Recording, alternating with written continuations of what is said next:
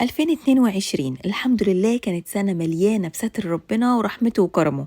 قدمت محتوى نافع ومفيد ليكم، والحمد لله ده بشهادتكم، مش بشكر في نفسي.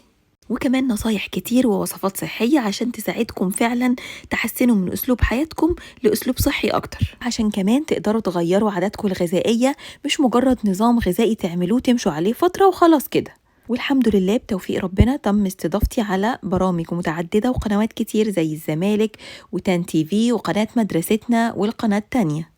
قابلت ناس كتير وقضيت وقت كتير جميل الحمد لله، وكان في أوقات تانية بتبقى صعبة وضاغطة. وكمان ألقيت محاضرات كتير، وآخرهم كان في ساقية الصاوي. كنت دايما وما زلت برضو بحاول أنظم وقتي ما بين شغلي والسوشيال ميديا وما بين حياتي الأسرية، عشان دايما يبقى في توازن ما بين الحاجات دي كلها. حضرت محاضرات كتير وتعلمت كتير، ودايما بشوف ان انت مادام بتجتهد وبتعمل اللي عليك صدقني ربنا هيسر لك كل حاجة صعبة. الحمد لله كمان ساعدت حالات كتير، وما زلت بحاول أساعد كل اللي أقدر عليهم إن هم يغيروا حياتهم للأحسن.